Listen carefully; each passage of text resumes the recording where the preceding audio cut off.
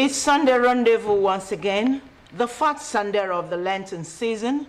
It is also called the Nta Sunday, a Sunday in the season of Lent when Christians rejoice in the hope of Christ's resurrection. We also celebrate mothers, the Anglicans, the Methodists, and other denominations who are marking motherhood today. May motherhood remain a model of good character for generations of girl children worldwide. Our stories tonight are packaged in a way that you can't leave your seat. Let's go there. I am Chiegonu Aro. Now we begin with the First Lady's message. Nigeria's First Lady, Oluremi Tinubu, wants mothers to continue to teach and guide their children, passing down wisdom and strength that would benefit future generations. This is in her message commemorating 2026 Mother's Day, where she celebrates all mothers across the country, noting that their love, care, and sacrifice do not go unnoticed, describing all mothers who nurture, love, and shape families as the heroines of the nation. First Lady says the nation is grateful, not just for their big sacrifices, but quiet moments that truly define a mother's love. She prays that they all live to enjoy the fruits of their labor over their children, their grandchildren, and great-grandchildren. Lent is a 40-day period of reflection, fasting, and prayer, usually observed by many Christians across the world in preparation for Easter.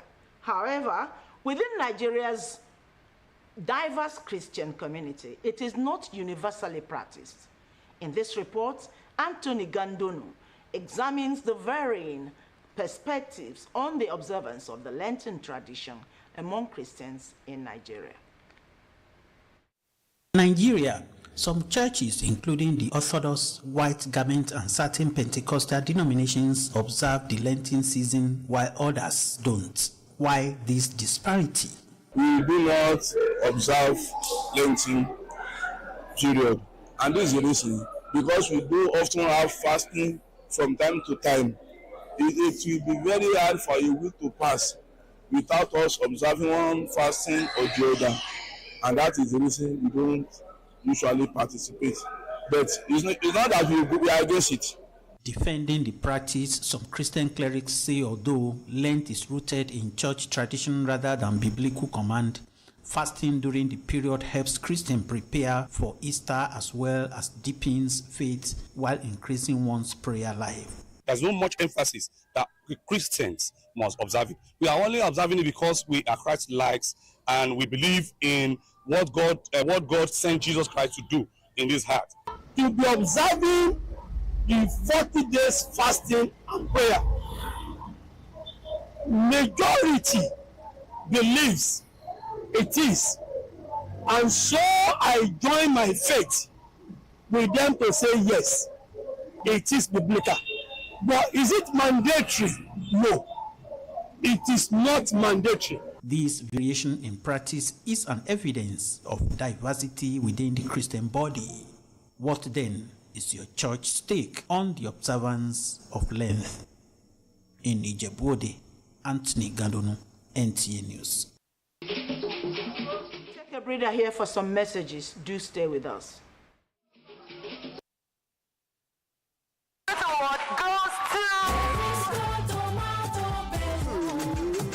Tomato paste manufacturer to win the National Productivity Order of Merit Award by the Federal Government of Nigeria, endorsed by the Association of Private Medical Practitioners of Nigeria. This is an evidence of 100% natural goodness. Eat healthy to live longer. Buy now and enjoy up to 30% discount.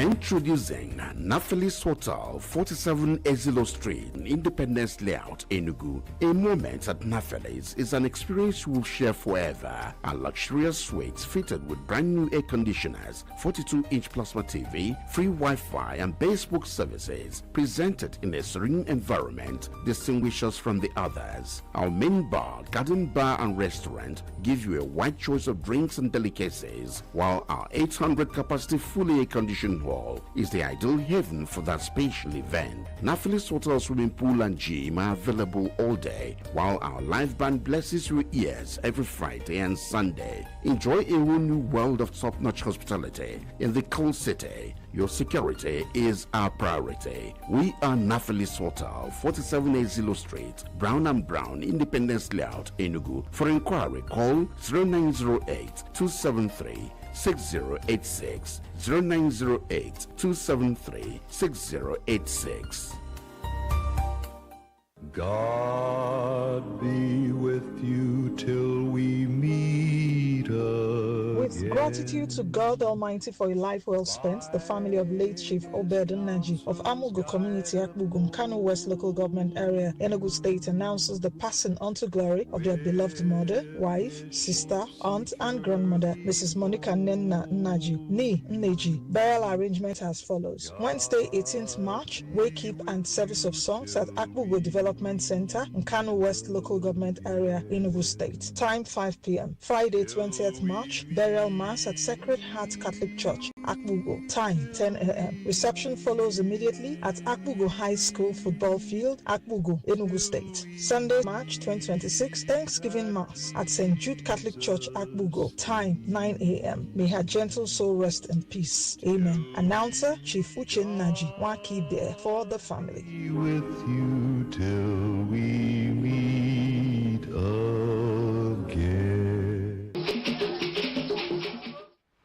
You're welcome back. We now go into Rendezvous proper. A typical Nigerian girl child is endowed with the potentials for growth and the ability to drive change when properly directed and groomed. But the journey to prosper, grouping and proper grooming and harnessing of the potential of the girl child is fraught with challenges. Charity Yams in this report highlights the challenges of the Nigerian girl child and the way forward. Research has proven that the average Nigerian girl child has significant potential of contributing to national development and the growth of future generations if mentally empowered and properly guided. This informs the reason for the federal and state government programs and policies on promoting the girls' education and ensuring they are given equal opportunity to chart their course in society. Despite efforts of the government, many girls in Nigeria still face unique challenges due to cultural, religious, and economic factors. There are some of my friends that want to go to school, but their parents don't allow them to go to school, but their brothers are going to school. When we go outside, we see big men like our parents coming to abuse us, and it's very shameful that we are shy. We can't even tell our parents. They are forced to enter marriage in the very tender age, which they are not really ready for the marriage in mindset and even physically, if they are not ready for the marriage. Aside from the government, the task of overcoming these challenges lies heavily on the shoulders of parents, while the girl children themselves must develop a positive mindset. The girl child can do what the men are also doing. If you are in school, learn very hard. Forget this, they are paying money for WAEC for children. It's not the best because the brain is not recreated. The girl child can't get anything. Do that exam. Failure is part of life. If you fail, repeat. You will know it. The girl child is unique in her own way. Therefore, if she realizes and recognizes the individuality of herself as a girl child, then that will help her to approach life from a different perspective. The girl child must be encouraged. Create awareness to enable government to look at their policies. How much have they budgeted for girls' education, especially those with special educational needs? Ensuring proper education and empowering Nigerian girls should be the responsibility of everyone. Remember, educating a girl is synonymous with empowering a nation. Thank you so much for that beautiful report on the girl child. Moving on, Nigeria's culture and customs are vibrant tapestry woven from over 250 ethnic groups, each with its unique traditions and cultural practices. These customs play significant roles in shaping the country's identity and social dynamics. For the Nembe people in Bayelsa State, their customs and traditions are worth exploring. And Daikume Uloko x-rayed the intricacies of the Nembe cultural heritage, revealing the significance of customs and traditions in shaping community identity. Culture and custom is one of the things you cannot write off, especially for the people of Nembe. To access the King's Palace, you must tie wrapper. Nta New School is set to enter the King's Palace, adorned with wrapper. The tradition disallows people entering the King's Palace with caps on their heads. This speaks volumes on the people's deep respect for kingship and royalty. Every individual member should, at least, if you are going to any occasion, or if you want to go and visit the king at his palace, you must be on your traditional attires. Trouser is not allowed. The periwinkle you are seeing on medicine, this signifies that you are from Nembe. Like other African societies, the practice of polygamy had been the traditional marriage system before the advent of Christianity. Even today, polygamy is being practiced in Nembe land. Marriage then is sometime when a male child has interest on a certain woman, he has viewed, he will just go there and if it is a chief, a big chief, like a king, his clothes is enough. When he put it on your hand, it is as good as he has married you, and nobody will, question. In Nembe land, graves of notable personalities, chiefs and elders are well decorated. Investigations reveal that apart from being a sign of respect, the practice serves as means of preserving history. Our grandpapa them, so when he love her, if it's just buried like that, the place go melt finish. But when it decorate, anybody from outside come, say this one are who, we write the name. So that is the regard way we regard our grandpapa then. The Nembe people are no doubt proud of their heritage, and this makes them unique. That's the culture and tradition of Nembe people. Every community has its own. Moving on, they are the daughters of the land, the ancestral guardians, the spiritual enforcers. When they speak, the land listens. Their presence commands silence, their blessings open doors, just as their curses carry weight. In Igbo cosmology, their sisters carry ancestral authority. Have you heard of them? They are the Umuada, or the daughters of the land, a very powerful institution in Igbo land. Susan Eze tells us more. In Igbo tradition and culture, daughters occupy a sacred space. They are believed to invoke blessings and, in rare cases, curses, making their collective voice powerful and deeply respected. If you commit something, there will song they will sing and go to your house. You know that you have committed, and they will not leave until you certify the lands. So they play very significant roles to ensure that some of these anomalies do not happen in the communities. Known as the Umuada, also called Umuokbo or Umumboto in some communities, these daughters of the land form a formidable legally recognized institution. They serve as custodians of culture, moral guardians, and trusted mediators in times of conflict. In many cases, some issues can only be settled by the Umuada. And so Umuada, up to now, remain a veritable tool for settling conflicts, for maintaining peace, and ensuring a sustainable community. Their authority cuts across family and community life, from settling disputes to enforcing social norms and performing burial rites. The Umuada often exercise powers that can override male authority with decisions regarded as final. Even after marriage, daughters retain the right to return home to discipline erring members of their natal families. There was a woman that was married to my family, and the woman was misbehaving, maltreating the husband. The woman invited the woman. They dragged this woman back home to her father's house and gave her the mandate to repent before they can bring her back to that family. So, Umuada in Igbo land are so powerful. During traditional marriage in our village, after the traditional marriage, they wash the bride's body, sweep some certain places, which also signifies they are sweeping away all the bad things. If Umuada did not perform those things, it means that they did not do any traditional marriage. As custodians of tradition, they ensure rites are properly observed, especially during funerals, where death is perceived to result from neglect.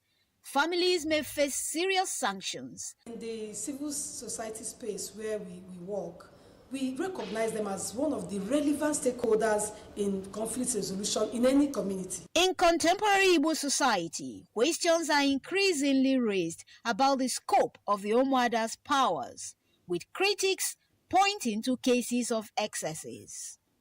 My grandfather's burial. So during the wake-up, so this one said that the tea they want is Milo tea, while what we gave them was Ovaltine. They now got angry. They wanted to go. They now started begging them. It was paining me. My dad now went to go and buy the Milo, so they now stayed. Then during the burial, they demanded for soap. They got angry. They started shouting and they wanted to go. They now started begging them again. They now went to go and buy soap. Their demands are much because they are also putting more expenses to the family. While many praise the role of the Umuada in peace building and cultural revival, others call for greater sensitization, urging Umuada leaders to balance tradition with universal principles of human rights and human dignity. That's the power of the Umuada in Igbo culture and tradition. Like I said, every community has its own. Moving on, in front of every judicial building and all courts in Nigeria and beyond is a sculpture of a picture of a blindfolded image with a sword in one hand and scale in another hand. But have you ever pondered on the choice of this intentionally accepted image of the judicial community? Well, if you haven't, you are just like the reporter here, Beatrice Anyam. Let's join Beatrice. I've always seen the symbol of justice at various courts. But coming into the Imo State High Court this moment, there is a special attraction to the image. I realize it is a woman, and why the image of a woman as a symbol of justice. And who is this woman? It's a Greek action, ordinarily. It is called Greek goddess or Roman goddess. The woman is the Greek goddess called Themis, who is known from origin to be associated with clear-sightedness in this dispensation of justice. They say that women don't look at anybody before they would decide a matter. That's what they are saying. But this is an ancient image. The symbol of justice, also known as Lady Justice or Lady Justicia, is blindfolded to demonstrate impartiality. The balancing scales in her hand symbolize fair and equal treatment under law, while the sword shows authority and the power to punish injustice. A legal practitioner, Egonumere, in his views, linked the origin of Lady Justicia to the judge in the story of Shylock and his debtor in Merchants of Venice. It is linked to this because it was a woman who now ordered them to bring a weighing scale. Go and have your pound of flesh. There is a weighing scale. it will be weight. If it is less, you'll be in trouble. If it is more, you'll be in trouble. It must be a pound of flesh, because that is what is in the agreement. And there should be no drop of blood. So it was a very important verdict. If a mother has 10 children, she doesn't discriminate in the way she disciplines any of the children. It's just justice for everybody. If you deserve 10 strokes of the cane, she gives it to you. So whoever designed this had that in mind, knowing that a woman is dispassionate, that a woman doesn't discriminate in meting out justice. If you approach a woman, if you want to get justice, depending on how you approach her, you will definitely get justice from her. And that is, I think that is why a woman was chosen as a symbol of justice. We also sampled the opinion of the people outside the judicial community on what they know about the symbol of justice. Symbol of justice? I don't know about it. I'm a pastor. Except that you have asked me now, I've not made any attempt to know that symbol, what that symbol stands for. That image stands like a mother who wants to beat the child, considering the offense of the child has committed, but it has the symbol. It has to weigh the punishment, whether it's to strike higher or to strike lesser. That is the weight is carrying on his hand. Whichever school of thought one aligns with, Lady Justitia's clear-sightedness in the dispensation of justice remains the last hope of the common man. Thank you so much, Beatrice, for that recognition of women as symbols of justice. Well, on that note, we call it a day on Sunday Rendezvous tonight. Many thanks for being there. Let's do it again next time, same time next week. And on behalf of all of us, the operational crew here, the engineers, the program staff, the news, we say thank you and God bless you and have a wonderful Easter ahead of today. Thank you. Thank